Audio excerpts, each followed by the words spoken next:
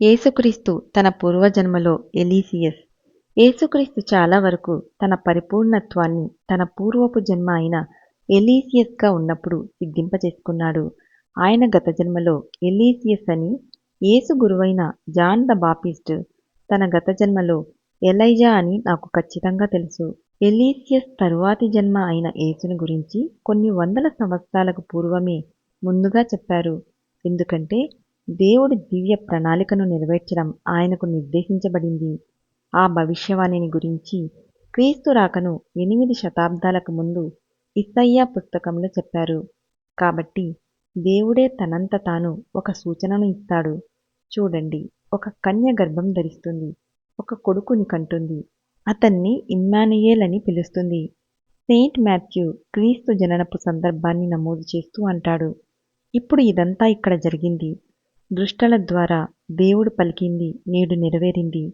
చూడండి, ఒక కన్య బిడ్డను కంటుంది, ఒక బాలుణ్ణి కంటుంది. వాళ్ళు అతన్ని ఇమ్మాన్యుయేల్ అని పిలుస్తారు. దాని అర్థం ఏమిటంటే దేవుడు మనతో ఉండాలి. యేసు అనేక జన్మలనే విద్యాలయంలో జీవితపు పాఠాలన్నీ నేర్చుకున్నాడు.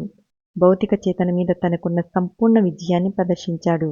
అందుకే దేవుడు ఆయన్ని గురించి అన్నాడు, ఇతడు నా ప్రియమైన కుమారుడు, ఇతన్ని చూసి నేను చాలా సంతోషిస్తున్నాను. యేసును ఒక దృష్టాంతంగా నిలపడానికి భూమి మీదకు పంపించారు.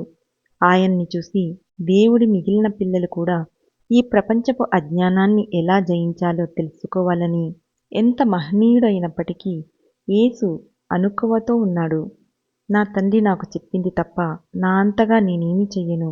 భగవంతుడి కోసమే ఆయన పూర్తి ప్రేమ, ఆయన చైతన్యం మొత్తం భగవంతుడిలో లీనమై ఉంది. మనమందరం భగవంతుడి పిల్లలం. యేసును సృష్టించినట్లుగానే చాలా జన్మల క్రితం ఆయన మనను సృష్టించాడు. సెయింట్ జాన్ సువార్తలో యేసు తనకు తానే ఇలా ప్రకటించడం మనం చూస్తాం.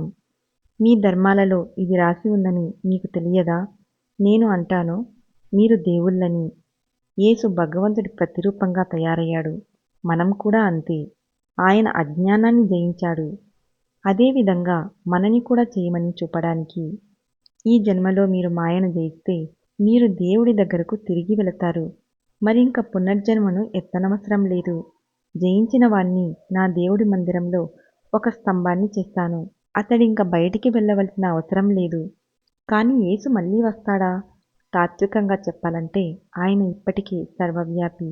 ప్రతి పుష్పం ద్వారా ఆయన మీ వైపు చూసి నవ్వుతున్నాడు.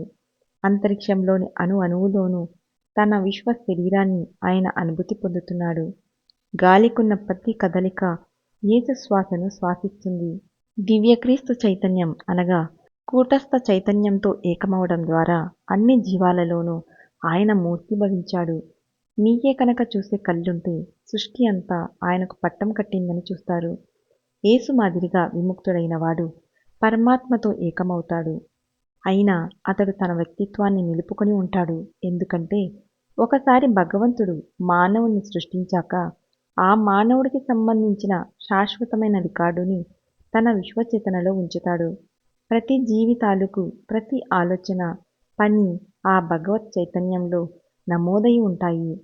యేసు దీన్ని గురించే ప్రస్తావించాడు. ఆయన ఇలా అన్నప్పుడు 5 పావురాలు 2 పెన్నీలకు అమ్ముడుపోవా? అందులో ఒకదాన్నైనా దేవుడు మర్చిపోతాడా? Thank you.